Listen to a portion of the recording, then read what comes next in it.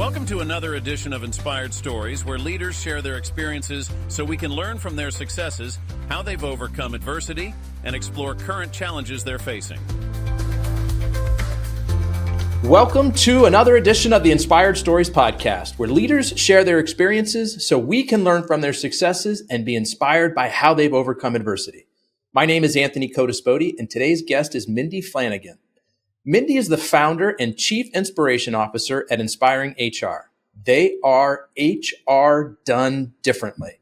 They uncomplicate human resources and empower small businesses.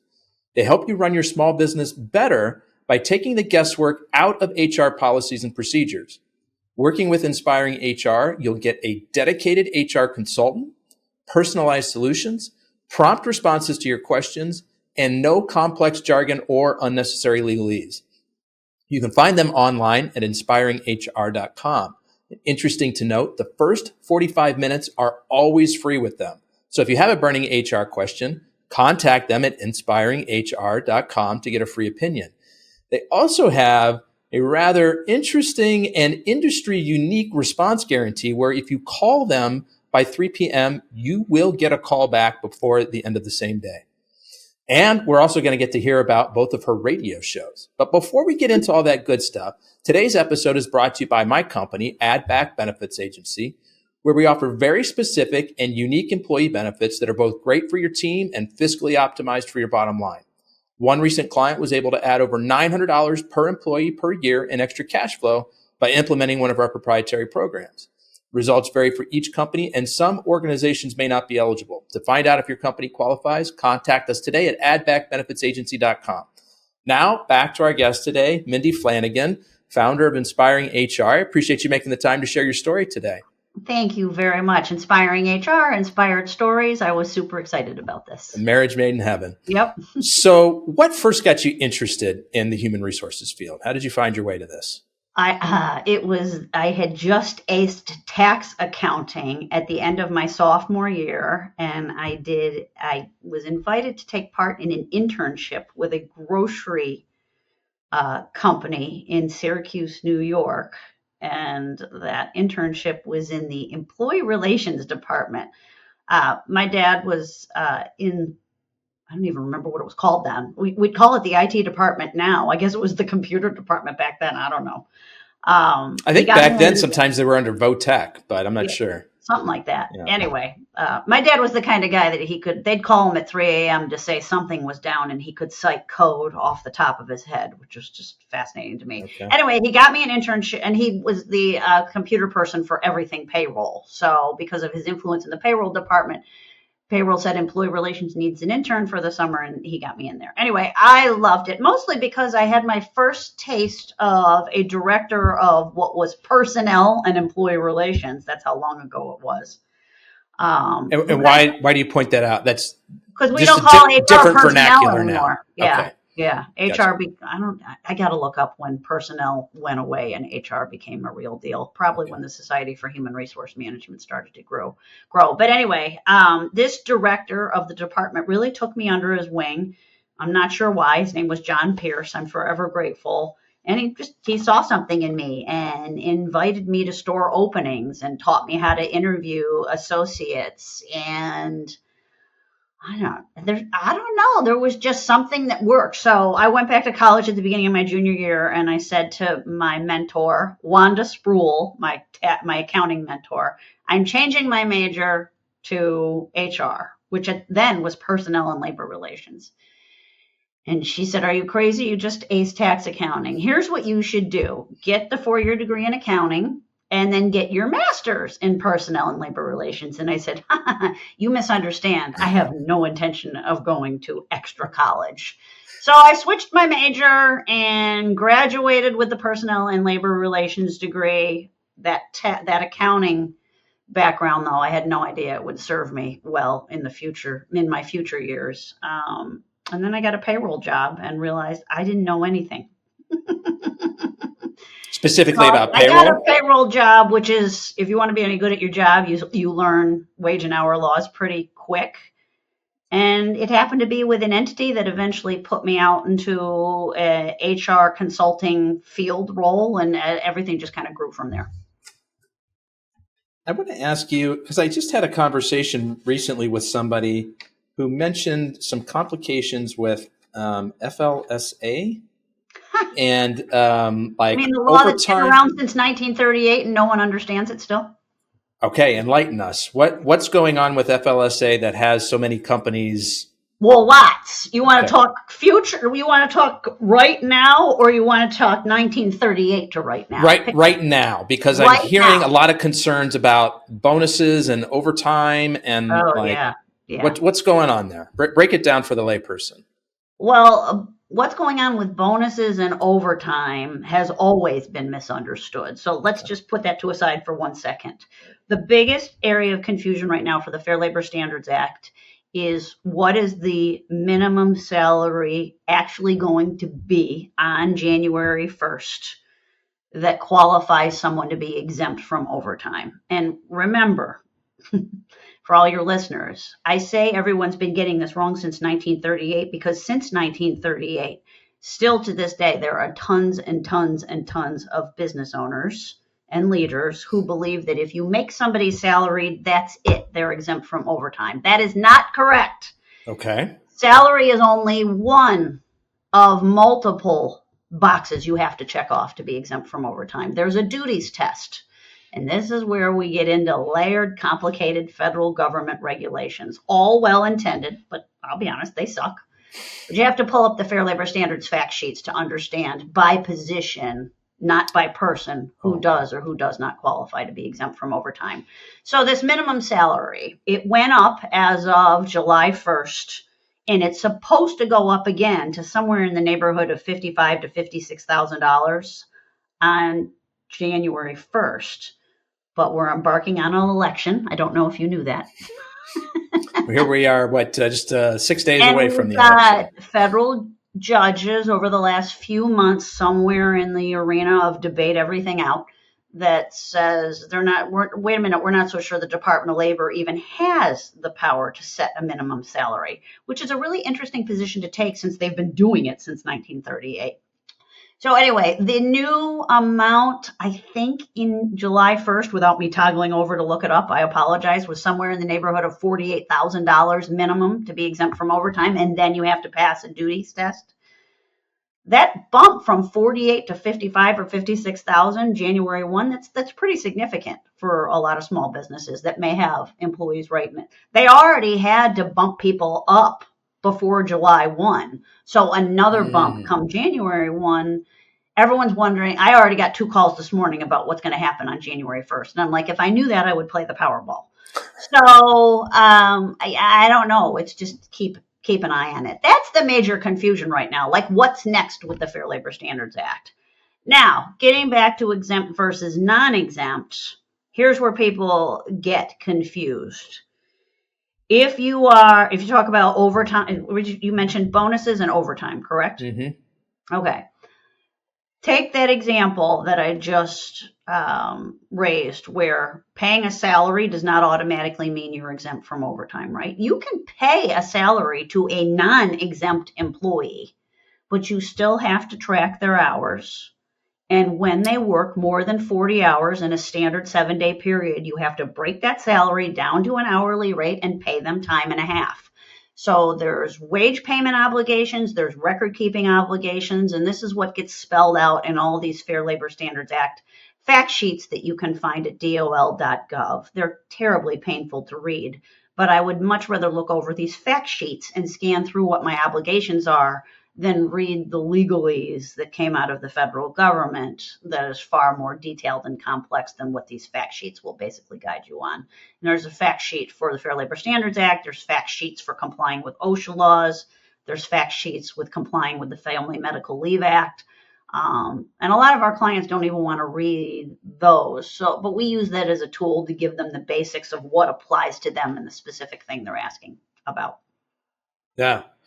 Well, that was a fun little tangent to go off on. Get a little bit super nerdy there for a moment. I didn't even talk about discretionary versus non-discretionary bonuses. We'll save that for another time. Okay. Well, but I think it's fun to do that because it really helps to highlight the depth of your expertise. You just rattling off things that most employers, they have no idea about. So if there were a question of why do I need HR help? Like, I've got a payroll person in house. Well, here you go.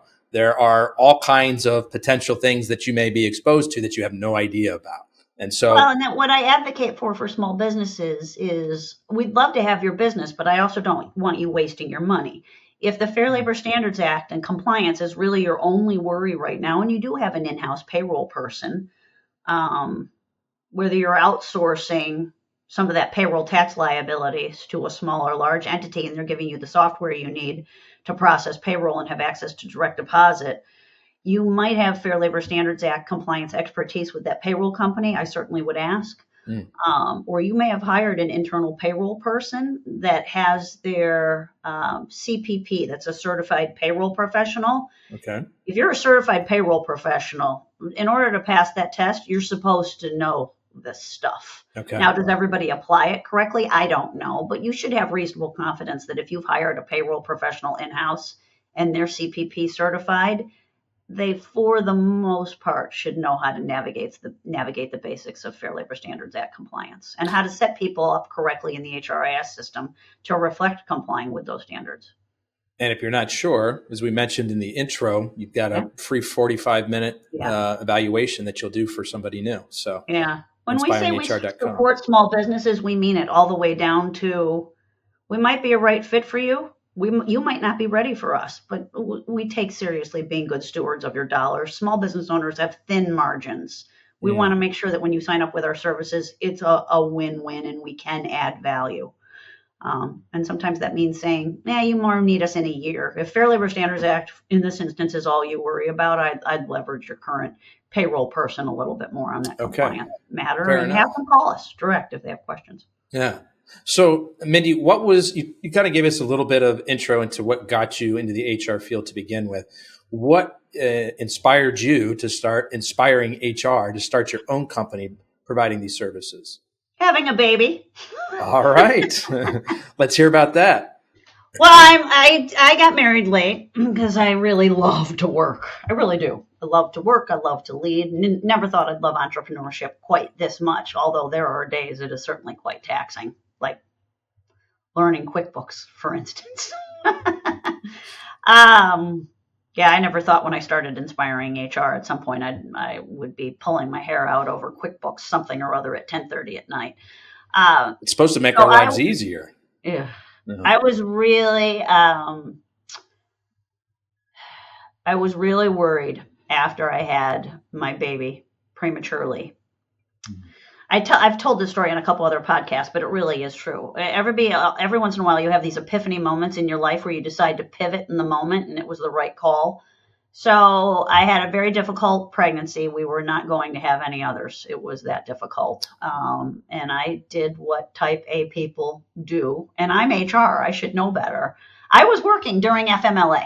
I'm out on FMLA and I'm still working, not full time, but the computer sits there and you're home. So I parked myself in front of my desk in probably like week 8 out of 12 of FMLA, and my little baby propped up with a blanket in her little swing next to my desk because she was still so tiny, was swinging away there, sound asleep. And halfway through my work, I looked at the computer and I looked at her and I shivered and I thought, I can't go back to work. This kid will never know me if I go back to work. Because I was motivated to create an opportunity for myself where I called the shots with boundaries, and I'm not great at it. But when another company calls the shots with boundaries and they know I'm type A and I'll get it done, there's just too much risk of what should be a 45-hour a week turns into a 65-hour a week job. It's a bad mix for me in corporate America. I mean, I'm sure they loved it for a period of time because I gave my heart and soul and anything they needed. But when your family needs you at a certain juncture in your life, you have to say, can I make that sacrifice anymore? And in that instance, I just couldn't. So my husband came home and put his stuff down on the table, and I walked into the kitchen and I said, I'm not going back to work. And he said, okay. And I did the stay-at-home thing for about 18 months, but during that 18 months, I was figuring out what's next, and what's next became Inspiring HR when we relocated to Richmond in May of 2006. And I launched Inspiring HR in July of 2007. And so you were home for 18 months. Was your intent at the beginning of that 18 months to truly never go back to work, or just not go back into corporate, and you were trying to figure out how to do your own thing? The latter. Yeah. Did I really, it was a really reflective 18 months. Okay. And I learned during that time that I really love to work. I really do. It gives me a great sense of self. And I think what I realized in all of that is not just the work. I really love leadership. I love leading people. I love leading other HR professionals to be better than they think they can be. And part of when I started Inspiring HR was gratitude for the fact that I felt like I had a well-rounded grasp of general business practices and also highly skilled at HR.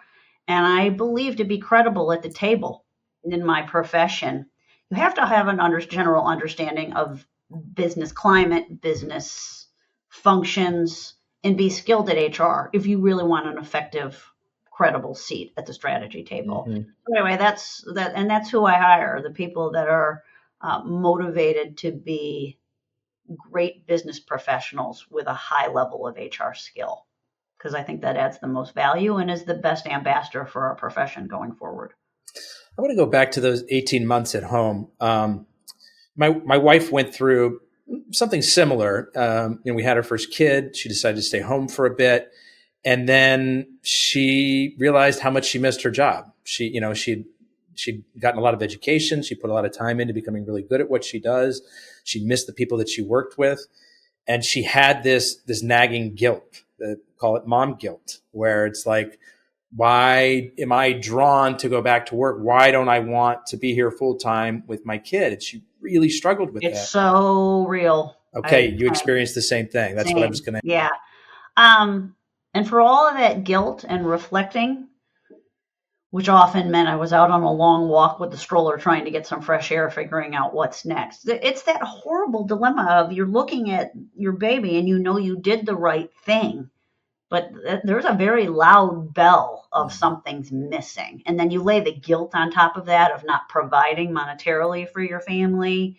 And you always look at these kids and the first thing you think is, how are we paying for college? And it's like, they're 9 months old. Why are you even thinking about that? Because that's what proactive planners do. How are we paying for, even back then I was like thinking like, how are we funding retirement? Like, how are we? So, there are all these pulls, but yeah, that was very real, but it made me reflect on really, what did I miss the most? And I went through an exercise for about a month where on those days where I was feeling real pain, what did I miss the most? And it sort of helped me discern and make a choice on which way am I going here? Am I going back to work in some capacity with an employer, or am I going to do it myself? And the things that resonated for me the most, the two things I missed the most was relationship building with clients and leading others. And both of those spoke in favor of starting my own consulting practice. And so what were the first steps? How did you get the first client? What did you do right out of the gate? Went to networking events. So I mentioned the gift of a well-rounded business background. So that payroll job I mentioned earlier was in the PEO industry. You're a benefits person. I'm sure you're familiar with the PEO industry. Are you? Explain it, please, for our listeners. Professional employer organization. Used to be employee leasing back in the 1980s.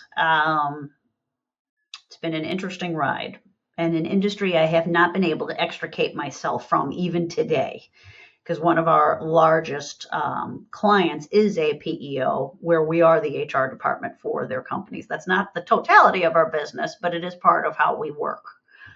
PEO is, in essence, a one-stop shop for payroll tax management, benefits, risk management, work comp, and HR. And every PEO is different in terms of how they define and staff HR support services. I have a strong opinion on what adds value and what doesn't, which is why we don't work with a lot of PEOs. There are certain PEOs that have decided to invest in a real HR consultant experience with our standards for their client community.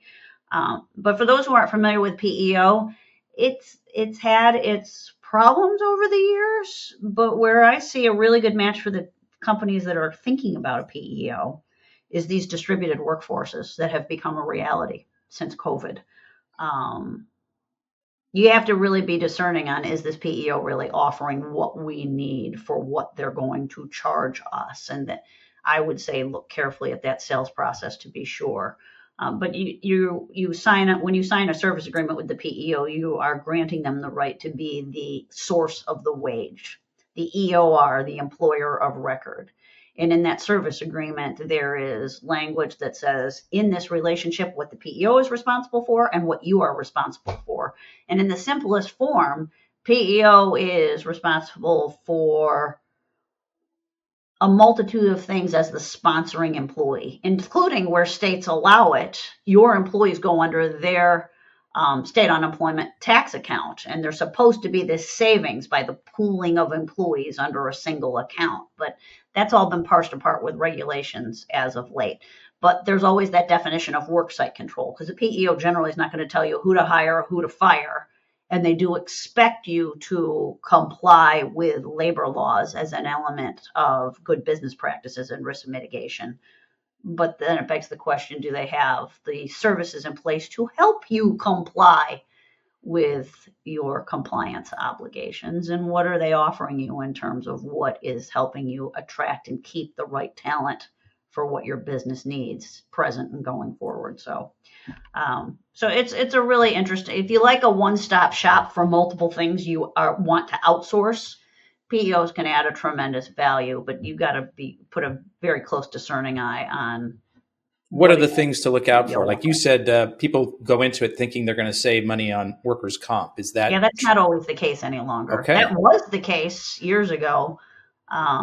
What's changed that makes that not the case for most people? It really depends on the PEO, because if you think about it, the PEOs that have a mediocre director of risk management that might not have the influence and the buying power when they go to the table with any of these carriers to get a plan set up.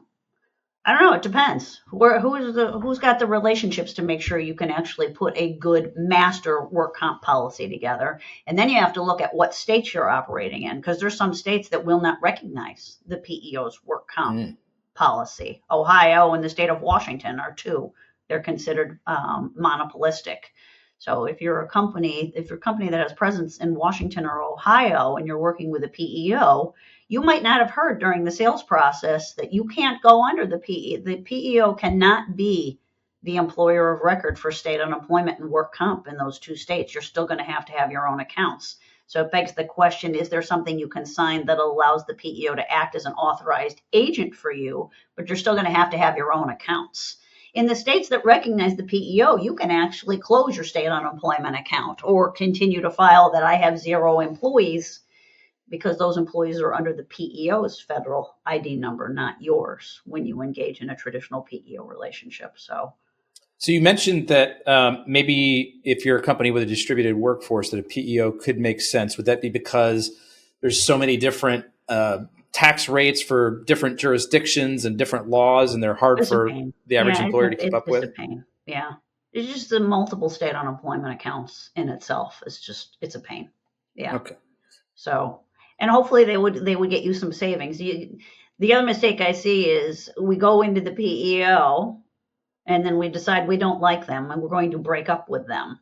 When you break up with and that's fine, I get it. The PEO may have not satisfied your service expectations, but be very careful about when you break up with the PEO, because you and the executive team being mad at the PEO, when you break up with them, what kind of shrapnel is falling down to your accounting and controller team, right? You unravel from a PEO in the middle of the year, you've now just created an instance where your employees are going to get 2 W-2s at the end of the year. Okay. And all of that state unemployment, if you have a distributed workforce and all 10 state unemployment accounts were being managed by the PEO and now they're not your employer of record anymore, you got an accounting team that's going to have to reopen and recreate all 10 accounts going forward. It's not something I would do quickly without planning. So if you want to transition in or out of a PEO, the right move is to do it January 1.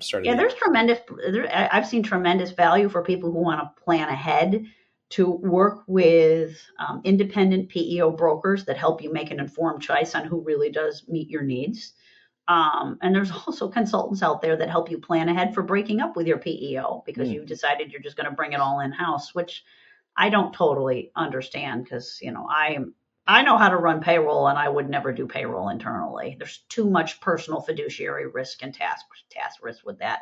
For a small amount of money, you should at least be outsourcing payroll to somebody who assumes the payroll tax management liability and risk for you. So this was a really long way for me to get to my point of I think you asked me, what about the consulting part, or how did I know consulting? What was it you asked? How did I know consulting was right for me? And I told you I got really good, well-rounded business skills in the PEO industry because I got to be around salespeople for a period of time when I was out in the field. And partnering with salespeople to close deals and listen to pain points with small business owners, and then be the field HR consultant that became their account manager. I loved all that relationship building. I really did. And there were times that these salespeople asked me to go to their BNI meeting for them. And that's where I learned how to network early on. This is long before I thought I would start a business of my own, but I wasn't uncomfortable doing the networking, and I did that from 2007.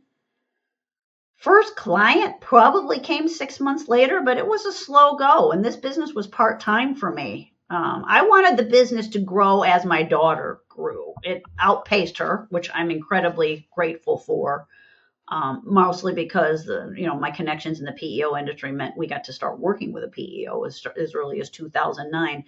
But for as many of those PEO clients that we work with, we have just as many now non-PEO clients that elect our monthly service plans, which is really our primary offering. Let's talk about those monthly service plans. I see them listed here on your website. Tell me how these plans work and the value that the clients are receiving. We call people back. That's novel. No, I'm kidding.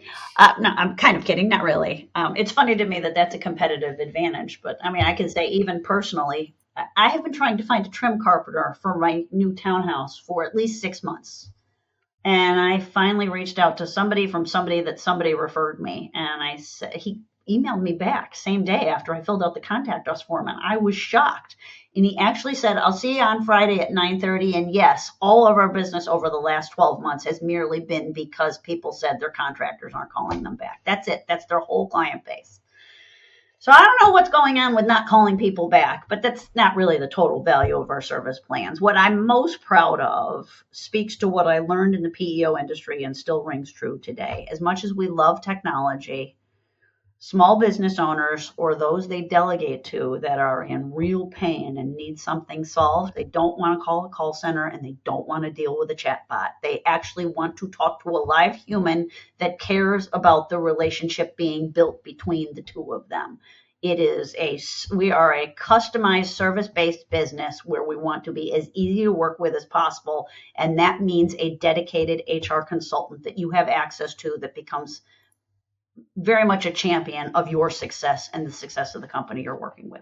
I can go over all the nice bells and whistles in the service plans, and they're priced differently, based on the complexity of your operations. The more states you operate in, the more complicated you are. The nice thing that we do outside of the relationship building is we eliminate that burden of what newsletters am I subscribing to make a decent attempt to understand what labor law compliance obligations my business faces and when they change, because state labor laws change all the time now. And we alleviate that burden. And instead of saying, here, read this newsletter and figure out what applies to you, we actually do that for you. We say, hey, this labor law is coming. This is how it affects you. And here's what we are going to do for you to make sure your HR infrastructure stays current with this change. And it normally means updating their employee handbook at no cost. We include that in their service plan. So we charge to create the employee handbook, but if it needs to be updated because a labor law has changed, we do that at no cost. That's considered document maintenance as a part of this monthly service plan fee that you pay us. As a small business owner, I could see one of these packages almost serving like a sleeping pill for me. Like, helps me sleep at night. Yeah. Like, there's so much going on. Like when I was talking to a client the other day about FLSA, I'd never heard of that before. And the lawsuits that are happening around, bonuses and overtime. And it's like, oh my gosh. Yeah. I had no idea that these rat nests that exist sort of behind the scenes when I'm trying to do the right thing. Right. And so having somebody like you behind the scenes, that you're keeping an eye on all that. I'm keeping an eye on all of that. But we also don't know what we don't know, which is why routine Q&A is also included in those monthly plans. Why? Because if you're calling a dedicated HR consultant who's certified in HR, if you've got an HR basics question, like, do I do this? Do I not do this? What is this law requiring of me? That's stuff we can answer for you off the top of our head. And we want you to call us because we want to build that relationship. We want to be a credible support partner for you because we don't want you, A, feeling like you're on the clock every time you call your attorney. That's not us. And B, please don't search Google or Chat GPT for answers to this stuff. You're not necessarily going to get the right answer. And particularly if you're asking a wage and hour question, Chat GPT might give you the right answer based on federal law. But if you're operating in any what we call tier 3 or tier 4 states that are highly regulated, Colorado, Washington, California, New York, ChatGPT is not going to give you the right, so far as we've tested, state labor law compliance answer. And when state labor laws are more generous or more restrictive than federal law, state law, and then sometimes local law prevails. And I'm telling you, as much as I love AI too, it's not, don't rely on it as it's giving you the perfect answer. It is a tool to a path to the answer, but I make sure you're getting a credible answer as a basis for whatever decision you're going to make. Well, and as I look at your plans here on your website, like they're priced very reasonably. I mean, the lowest tier plan, you're looking at a sign-up fee of $150, a monthly fee of $119. Now, there are higher tier plans that have more services, more complexities involved in them. Mm-hmm. But, at a base like that, like I liken it to a sleeping pill, and that's a rather inexpensive way to help you sleep at night. Right. And then people who are in these plans, then they have access to you for the more customized needs that they have, right? Mm-hmm. Yep. So, well, what's nice too, beyond that 119 plan, which is just our basic plan, less than 25 employees, one state not named California or New York. Sorry, those are the tier 4 states, folks. I can't help it. Talk to the legislators in those states. The reason those states are more expensive is, on the averages, if an HR consultant is having to stay on top of labor law changes in those states 4 times a year, at least, that we have to invest labor cost into paying attention to what's the latest and greatest coming out of those legislatures, and how often do we need to tell those clients in those states, and how often do things need to be updated. So they're very fluid states. But if you're not in those states and you're only in one state, less than 25 employees, you're not all that complicated, but you probably don't have a lot of HR right now, and you haven't totally discerned what the path is to building up an HR infrastructure that sustains you as you scale. Because at some point you may have plans to be 50, 75 employees. I promise you, it is much easier to create the HR infrastructure when you're small and growing than it is to, say, clean up this mess when it's 50 to 75 employees. So that's where a lot of our clients in that lower plan find value, is they will budget with us over 2, 3, 4 year period of time for us to lead those projects that become a positive deposit into their maturing HR infrastructure. Handbooks, job descriptions, hiring checklists, offboarding checklists, maybe some frontline HR basics training for leaders. Because at some point when you grow, you need leaders to not know HR granularly, but you need them to understand it enough to know where the red flags are and ask for help. So we help connect all those dots with some HR infrastructure that they will start to depend on, which ultimately makes them a more effective leader. Mindy, what would you say is the most common issue that you see when onboarding a new client? Like, oh, yep, this is what we see with most of our folks. We got to go in and clean this up right away. Everyone rolls their eyes at the handbook, and I get it's a bummer too. It doesn't have to be. They normally come to us with a handbook that says we put a lot of time and effort into this handbook, and by the way, it was expensive. And we look at it and we're like, okay, it's out of date, and who would read this? It's full of legalese, right? It looks intimidating. It is a bear to read. Why? Because somewhere in the neighborhood of their general practice attorney, I'm sure well-meaning, saw a $2,500 to $3,000 opportunity to give them a handbook. And no, it just sits up on the shelf. It checked the box that they had a handbook. No one reads it. No one understands it. It became outdated. Yet you bring it to the table to say, is this current? And the idea of us saying, this can't be saved, start over, is painful to them. They wrote a big check for that and put a lot of thought in that being created. But for us to actually fix what's outdated, 9 times out of 10 ends up being more expensive than just starting from scratch with our legally vetted template. And I say our legally vetted template because we deal with reasonable employment law attorneys around here, where we say we want to simplify this anti-harassment policy down to the way a normal person would read it and understand what is and is not acceptable behavior in the workplace, and where they report these concerns. And that's it. Like, get all this legalese out of here. It is not necessary. We just want to make sure employees feel welcomed, understand your culture and your brand, understand generally what's expected of them, and if it's not in the handbook, where they can find information related to whatever question they have when they open the handbook up. I don't know why all this legalese and looking like it reads like a contract and intimidating stuff needs to be. It sounds like a lot of people are just creating the handbook to check the legal box, make sure we're taken care of. Yeah, but it's really not a legal document. That's the thing. The minute you put employment at will in there, as you should, there's no guarantees. The only guarantees you're given to employees are probably for the high-level employees you've hired that sit on the leadership team and they're under a non-compete or a very hefty CNDA or non-solicitation agreement with equity, right? That's where you start talking about contractual obligations. A handbook is not a contractual obligation. In fact, the state of South Carolina requires that you put a disclosure on the cover page of the handbook that says this is not an employment contract.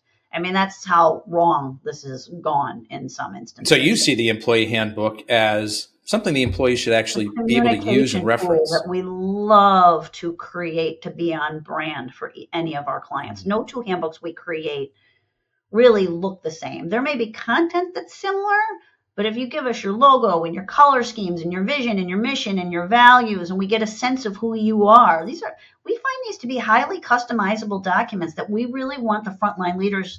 When you bring on a brand new employee that hopes they made the right choice, we want to move them from hope to believe to know they made the right choice. And when they hope they made the right choice is in probably those first 30 days of employment. Particularly in week 1, they're really nervous, right? What impression are you giving them when you hand them a document you have no confidence in and hate, but say, here, sign here, versus a happy smile on the face that says, here's our employee handbook. It'll tell you all about who we are. We talked a lot about it during our interview, but we're really excited you've joined us. You can become a part of our vision and our mission and values, which you'll find in this handbook, but it'll answer any other questions you have about our policies, our practices, what to expect, what we expect of you. Go ahead and read through it. I'd be happy to point out some highlights if that would be helpful. And then once you don't have any other questions, sign the acknowledgement and return it to me. It's not hard, but you have to actually be proud of what you're handing to these new employees. And a lot of people are not.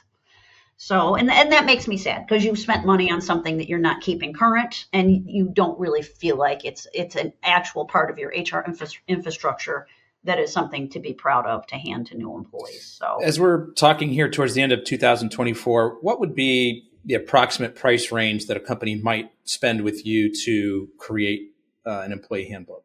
It depends on whether or not you need state addendum. So if you're a distributed workforce that has an employee presence in complicated states, you're probably looking at, I'd probably say $1,500. But for our bottom, our bottom service plan clients, one state, less than 25 employees with a template fee, if we can keep it down to 2 or 3 drafts before we get to the finish line, you're probably talking $800, maybe Okay. 800, maybe $1,000. You know what gets fluid in all of this is we have some companies that surprise us during the handbook process. We have a single point of contact we provide service to, but they took the employee handbook draft and they invited their entire leader team to review it and ask questions. And the draft process becomes a back and forth crash course in HR, which is fine, but the more drafts we have to go through and the more meetings to get to the finish line, the more expensive it becomes. However, we've had some clients say, totally worth it because we actually check the box on training and the handbook at the same time. Two birds, one So stone. some people pay more through that process because they get a lot of great Q&A and education through the customization process. Mindy, are there any geographies where you can't provide your HR services? Well, we're not on site. So if you feel like you need, and I'm glad you brought this up because I want to be clear, we consider ourselves HR support partners. We are not the 3-day-a-week in-office fractional generalists. And you and I could probably have an entire separate conversation about why I would be very careful about that. And you can ask me about it if you'd like. Yeah. So we're not on site. We can provide on-site services if we have a footprint in those geographic areas for which we have an HR consultant working. We're all U.S. You start talking about me about Canada or you hired employees in the Philippines, sorry, can't help you with that. We hesitate to really provide consultation for companies that have a presence in Hawaii, believe it or not, because California and New York are complicated, but Hawaii's got some unique requirements like, I don't know if you might know this better than I believe health insurance mandatory, even if you have as few as 25 employees on payroll. Oh, I hadn't heard that. Interesting. Yeah, that's one. So Hawaii is, it's an island unto itself, or multiple islands, so to speak. So what's the other thing that we've done that I love in my desire to simplify, which is one of our core values, and we've talked about this already. I actually think some HR people could make a fortune if they just sat on the state legislature floors. And once a law was passed, the legislator turned to an HR person and said, here, take all of this legalese and put it in regular sentences, right? Because then we'd have a chance of people actually understanding how to comply with labor laws. But that's in essence what we do, is we have created this proprietary state labor law tracker. And I say proprietary because it's become a key part of how we really add value. We have put together this, in essence, easy to navigate through on our own database where we took the labor law for all the states that we operate in, all the states for which we have a client presences, and that's all 50 of them at this point, except now 49, not Hawaii. And you can go through this drop down that says, okay, California, like 80 lines. Okay, now I'll filter for Alabama, it's like 5. But we can easily toggle across through our plain English definition of what these obligations are from state to state, which is how we've come up with this tier system to price out which service plan makes the most sense for you based on how complex your distributed workforce might be. So what's the concern about fractional on-site HR?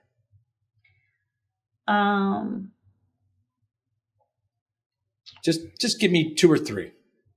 It sort of layers into my concern with HR in general at companies. How are you using them?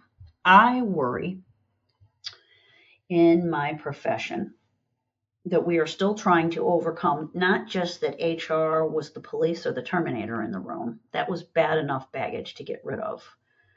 The next thing I am worried about and continue to worry about is HR people either on payroll or in a fractional capacity undermining the leader to employee relationship. HR is not a psychologist chair. It is not for just this open door. Everybody comes in and complains all the time, and then HR just magically fixes it, right? HR should be bridging together reasonable people to solve their workplace challenges. That's part of our responsibility. And I worry with fractional In order to justify your existence, it's much easier to just sit there in the psychology chair and tell employees, I care and I'll fix this for you. And they're not playing the long game. And the long game is HR is not there to do the leader's job for them. HR is there to be a conduit for good working relationships between employees and leaders when there's a breakdown. We are certainly paying attention to infrastructure and labor law compliance, but to be a true long game strategist and brand ambassador, we have got to get people out of undermining the leader to employee relationship. And part of the leaders are to blame on this. They're in so much pain with confusion and have so much on their plate. There comes a time where somebody decided 12 direct reports was a good idea with no leadership training whatsoever, and the leader gets inundated and just said, HR, fix this person, make it go away. And that's not setting anybody up for success either. Like, if you're going to be a leader, you're going to build a good collaborative working relationships with your direct reports. And if you've committed to that, the last thing you need is HR undermining that. So that's where I worry with fractional HR generalists, that if you're there to justify your existence for 3 days a week, just please make sure you're acting in the best interest of the long game for the company, and certainly creating that HR infrastructure if they don't have one. But please don't become the psychologist chair that becomes this place where everybody just complains and then you solve and you fix, and the leaders don't stay on the same page with you, and all of a sudden we have unintended fractures in our culture.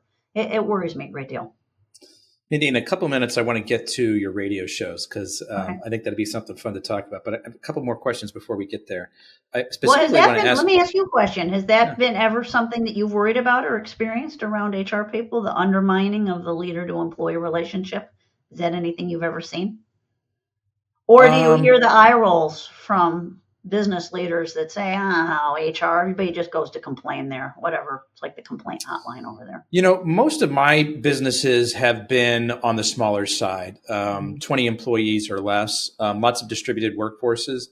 And so who was the HR person? The office admin catch-all something or other, or the business owner? A little bit of me and a little bit of whoever was sort of like in the COO role.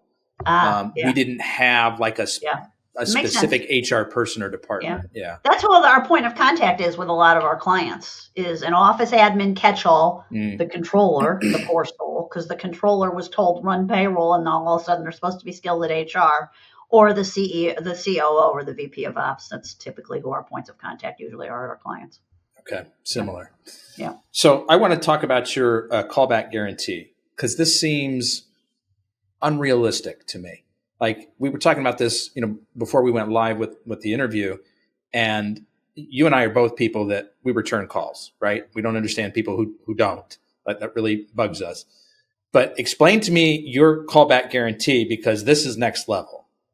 So most of what I have done at Inspiring HR, I kind of use my own experiences and my own desires for how I would want to be treated and applied them to our service infrastructure. And Jennifer Archer on my team has done a great job as taking over as our services managers and making sure that these preferences and best practices just became a part of our culture and our standard. And the guarantee was born out of that. So when we say you have a dedicated HR consultant who you can depend on and build a relationship with, at the heart of building a relationship is dependability and credibility. And we said, okay, well, if our clients are calling with a question or concern, how do we know it's not like a real pain point for them that they'd rather not take home with them that night, or at least feel like there's a path to resolving it?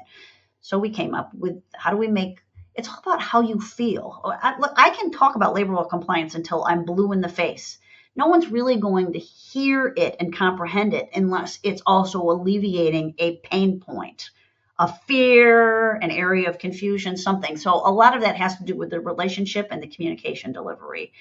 So at the heart of that is each HR consultant follows our guarantee. So if you are a client of one of our HR consultants, and you call before 3 p.m. with a question, a request, an inquiry, your HR consultant, or if they're out of office, they're back up for the day, we'll get back to you same business day. It won't necessarily be solved, but they'll get back to you. You'll at least So get to you talk were to heard somebody. and someone's working on it. Or Yeah. maybe we can solve it real quick. It depends. But we always want that when I call them or email them, they're going to get back to me. Because that's the way we would want to be treated as consumers, and that's what we deliver to our clients. It seems like a really basic thing to me, but we are in an era where people are just getting lost in technology and not keeping track of incoming inquiries, and that's sad to me. It really is sad to me. I mean, if we've got companies that trust us and spend money with us, the least we can do is return their calls and emails. I don't really see this as something that's hard. Well, and if after 3 p.m., no later than 10 a.m. next business day. So that for HR consultants basically means before they leave their desk at the end of the day, have I honored my guarantee for 15 minutes, 30 minutes a day? Have I honored the guarantee with all the inquiries that came in? And if I didn't, I've got this blocked off period at the end of the day to get back to people. And then again, first thing the next morning for anything that may have trickled in after 3 p.m. That's part of how they start all their days. Who do I need to get back to before 10 a.m.? And that's just a basis of how we work. I'm going to go back to the sleeping pill. Like that's going to help the business owner or, whoever your point of contact is sleep better at night. Because if they've just had an issue come up, they don't know what's going on. They don't know how to deal with it. They don't know what the ramifications are. They need to talk to the expert. If they've got to wait a few days to hear back from their consultant, this is just going to fester. And whatever the situation is could explode, become bigger. Right. And so knowing that I've got that quick access. That's right. And it also takes you back to what I love about leading this company the most. Remote work works for us. Not for everybody, but remote work works for us. Because I've hired part of our team is skilled, autonomous, independent HR consultants who can manage their own schedule and time. I got to be honest with you. There are sometimes I've had to honor the guarantee myself, and it's from the Target parking lot because I may have started the day really early with an interview or something, and at the end of the day, someone's called at 2:45. Well, I may have already left my desk because we actually work in a highly flexible environment. This is why these positions are really appealing to not just people that want to work remotely, but they want to be treated like adults, right? They want to be able to balance work and what their personal life requires of them. And flexibility will do that, which means remote work works. Your cell phone works. You got a signal. Get back to people before you go into Target and take care of your shopping at the end of the day. So, Mindy, let's talk about your radio shows now. I love my radio shows. Tell me why. Tell me what they're about, where people can find them, what you talk about. I think you can only hear them in Richmond, unfortunately, but they do get video clipped out on LinkedIn through Mike King. So this is the Mike King Business Radio Show. It's on our local ESPN radio station. So I am not on ESPN. I wish I was, but I'm not. But some of the mid-sized markets, as I understand it, Richmond being one of them, has a local ESPN radio station that does not start airing from the mothership until 7 a.m. So some of these stations have dead air from 5 a.m. to 7 a.m. So Mike King actually records throughout the week all of these sessions with business leaders, and he created this Mike King Biz Radio slot, and all of these interviews that he produces airs at various slots throughout the week. So my weekly interview with him airs on Tuesdays, normally sometime between 5 a.m. and 6 a.m. And I've been doing that for over a year. But I am now also going to be airing on Fridays because Inspiring HR became a title sponsor for the VCU Women's Basketball Coaches Show that aired with Mike King. So we created Mike and Mindy, and we talked to Coach O'Boyle, the VCU women's head basketball coach, once a week. And then that collaborative interview that puts a spotlight on VCU women's basketball, and my getting an opportunity to talk to the coach about the parallels between workplace and sports teams. Super fun. That airs on Fridays, I think between 6 and 6:30. And this will be a weekly show as well. Weekly show. Yep, through the basketball season. So I really want them to get into the big dance so I can keep talking to the coach all the way through March. And so the show is only happening during season, not during Correct. off season. Yep. Yeah. Okay. Yeah. And then I'll just go back to my regular Tuesdays. And what does the VCU women's program look like this year? What are the predictions? Good question. The only thing so far I've picked on the coach about is she doesn't have a Wikipedia page, but apparently we share New York roots, which I suppose explains why we get along so well. They're a really diverse team. In fact, I've got the roster right there behind me. Okay. Oh, you can't see it. Well, no, you kind of can. See that sort of blurred black and yellow thing on my whiteboard back there? That's the roster. Very diverse team. I think there's 6 or 7 different countries on that roster of players that have joined VCU women's basketball this year. I've got my notes on that team success somewhere from when I last chatted with her.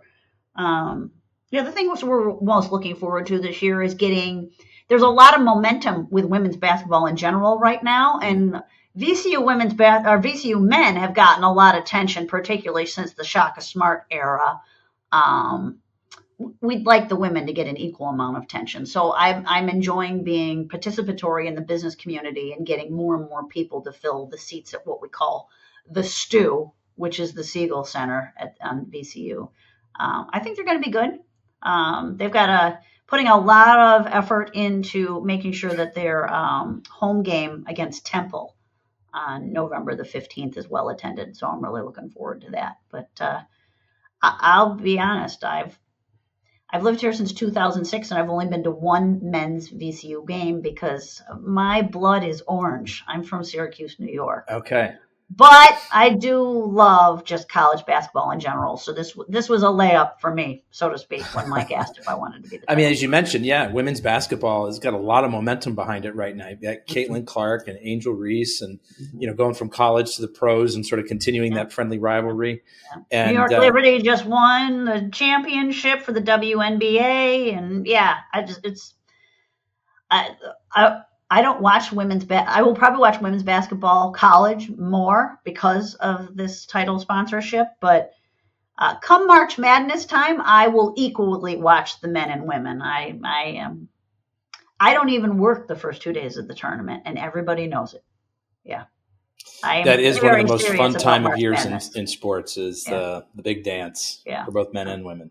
Yeah, I love it. Yeah. Mindy, I've just got one more question for you, but before I ask it, I want to do 2 things. For those listening today, if you liked the content, please hit the like, share, or subscribe button on your favorite podcast app. I also want to let people know the best way to get in touch with you, Mindy. What would that be?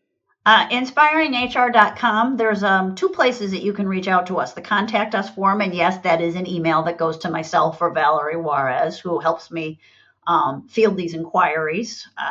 So we'll get right back to you if you submit information on our contact us form. You can also go on our services page and schedule a more robust introductory call. That's where we ask you some questions about, how many employees on payroll, and are you internally handling HR or outsourcing it, all those things like that would qualify your inquiry for a more serious call. Or just go old school. Our main number is right on the top of our website, 804-715-1920. Connect with me on LinkedIn if you want to wade into the pool a little bit and see what we're all about, or follow the Inspiring HR LinkedIn page. All good ways to understand who we are and to reach out to us. That's great. So last question for you, Mindy. What do you see the big changes coming to your field in the next few years? How do you see things unfolding? I would like to believe we continue on with a path of not DEI. There's nothing wrong with DEI, by the way. I just think the rebrand of what it is and getting away from once and for all overcorrecting will sit on the plates of HR professionals now. And the reason it will, and going forward, is we were already migrating towards less and less labor available to fill seats before COVID hit. And we went from, when I first started in HR, it was always employer choice. Recruiting was all about, they're lucky if they get the job. Do everything you can to knock them out of the box. We don't think that way anymore in our cultures for a variety of reasons, but one of them is we need labor. So we have turned from an employer choice market to an employee choice market. And I don't see that going away anytime soon. And when it's an employee choice market, HR people have to get more serious about your inclusion practices, how you're creating work-life balance, what HR strategy is in place to get the right people in the right seats. This takes a higher level of HR skill and strategy with business climate acumen than we have historically seen. But I'm super excited about all of it because we've got this younger generation of workers, and I have no patience for complaining about the younger generation of workers. This whole argument that they don't work as hard as I used to work is so tiresome. It's not comparing apples to apples. I find this younger generation that's about to enter the workforce to be caring and bright and inventive, and I think it's going to be a whole new brand of leadership. And it begs the question, how will people in my profession align with that and make sure they support these leaders with including policies, great place to work cultures, nice perks and benefits, because it's not all about the money anymore. People are looking for a total experience when they join the workforce. And we need not only their skill, we need their engagement and their productivity. So it's, what's the right strategy and the right recipe ultimately to get the right people in the right seats to keep moving the company forward. And so that's where I see HR headed in the next. So do you disagree with the narrative that exists out there that younger people, they don't want to work? Every generation complains about the younger generation. It's just tired. And where my grandparents said it about my parents. Right. My parents said it about me. Right. Now my generation's saying it about, and so it's just what old people do. You know what? That's the easy thing to say. I actually have had conversations with people who have said, no one wants to work anymore. And I'm like, that is not, where are you getting that? No one wants to work 40 hours anymore. And I say, you know what I say? You're right. Want to know why? If you thought they were working 40 hours, most people were working 40 hours in the first place, you're nuts. Yeah. And the thing is, I've had this argument now with remote work and flexible work versus in office. If you really believe just because you anchor them to a desk, they're working, good for you. What are you measuring in terms of outcome? But besides that, if you really think about it, what's unfair in all of this? What I faced and what I had available to me to make my life easy when I was age 30 is not the same for 30-year-olds now. It is just not. Take just healthcare, right up your alley. Navigating your own healthcare and the healthcare of the people that depend on you, kids or parents, is 20 million times more difficult and time-consuming than it was 30 years ago. And guess what? A lot of times you can only take care of that during work hours. So yes, the conditions, that's why I have difficulty with this. The conditions are not the same as 30 years ago, right? People had more help 30 years ago, navigating healthcare and navigating things in your personal life. A lot of this stuff isn't as easy as it was 30 years ago. So before you just label everybody as not wanting to work, you got to really figure out what are their life circumstances that they are facing to juggle all of this that are very different from what you faced 30 years ago. Fair? Fair. Great insight. Mindy, I want to be the first to thank you for sharing both your time and your story with us today. I really appreciate it. Thank you for having me. I had so much fun. I hope I get to come back and do another one. I would love that. We've got so much content we didn't get to. So stay tuned, folks. We will have her back for another episode some point down the road. But for now, that's a wrap on another episode of the Inspired Stories podcast. Thanks for learning with us today. Thank you.